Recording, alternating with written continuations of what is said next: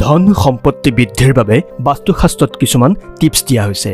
বাস্তুশাস্ত্ৰৰ মতে আমি আমাৰ কিছুমান উপায়েৰে কুবেৰ আৰু লক্ষ্মীক সন্তুষ্ট কৰিব পাৰোঁ, যাৰ বাবে সমৃদ্ধি বৃদ্ধি পায়। টকা পইচা নাথাকিলে আমাৰ জীৱনত বহুখিনি সমস্যাই আহে। হাতত টকা পইচা নাথাকিলে একো কামতে মন নবহে, মানসিকভাৱে ভাগি পৰা যায়, সম্পৰ্কসমূহ বেয়া হৈ যায়। এনেধৰণৰ বহু সমস্যাৰে সৃষ্টি হোৱা দেখা যায়। আপুনি যদি এই সমস্যাসমূহত ভুগি আছে, তেন্তে ঘৰুৱা এটা সৰু উপায়েৰে এই সমস্যাৰ পৰা পৰিত্ৰাণ লাভ কৰিব পাৰিব। এই উপায়টোৰ বাবে আপোনালোকক প্ৰয়োজন হ'ব 3 গছি চাকি, সৰিয়হৰ তেল, গোটা ধনিয়া, কলা তিল, কলা সৰিয়হ আৰু 6টা ফুল থকা লং। প্ৰথমে 3 গছি চাকিত সৰিয়হ তেল দি জ্বলাই ল'ব। তাৰ পিছত প্ৰথম গছি চাকিত গোটা ধনিয়া, দ্বিতীয় গছি চাকিত কলা তিল আৰু তৃতীয় গছি চাকিত কলা সৰিয়হ দিব। ইয়াৰ পাছৰ গোটেইকেইটা চাকিতে 2টাকৈ লং দিব। ইয়াৰে পাছত আপোনালোকৰ পশ্চিম অৰ্থাৎ ঘৰ নাইবা অফিচৰ দিশত চাকি 3 গছি জ্বলাব। চাকি কেইগছি জ্বলাওঁতে আপোনালোকৰ আৰাধ্য দেৱতাক আৰাধনা কৰাৰ লগতে আপোনাৰ মনৰ যিটো ইচ্ছা বা আপুনি যিটো বিচাৰিছে সেইটো ক'ব। তেনেদৰে চাকি গছি ভালদৰে জ্বলিবলৈ দিব আৰু চাকি গছি নুমাই যোৱাৰ পাছত সেই ৰৈ যোৱা বস্তুখিনি ভাল গছ এডালৰ তলত পেলাই দিব। এই উপায়টো বৃহস্পতিবাৰৰ পৰা আৰম্ভ কৰি 21 দিনলৈ দৈনিক কৰিব লাগিব।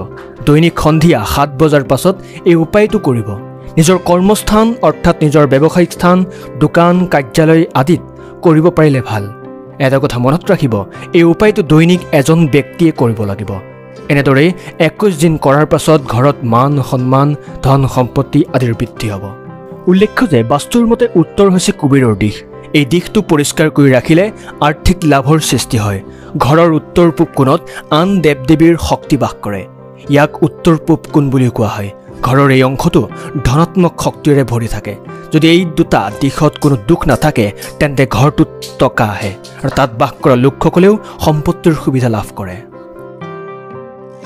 টকা পইচা আৰু ধন সম্পত্তি বৃদ্ধিৰ বাবে এই 10টা কাম কৰকচোন।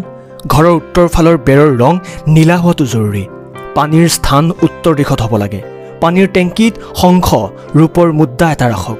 সজ্জা সামগ্ৰীৰ ভিতৰত একুৰিয়াম ঘৰৰ উত্তৰ দিশত ৰাখিব লাগে। কুবেৰৰ দিশ হোৱাৰ বাবে ধন থোৱা লকাৰটো উত্তৰ দিশত ৰাখিব লাগে। উত্তৰ দিশত নীলা ৰঙৰ পিৰামিড ৰাখিলে সম্পত্তিৰ লাভ হয়। উত্তৰ দিশত এটা ডাঙৰ কাঁচৰ বাতি ৰাখি তাত ৰূপৰ মুদ্ৰা দিব পাৰে।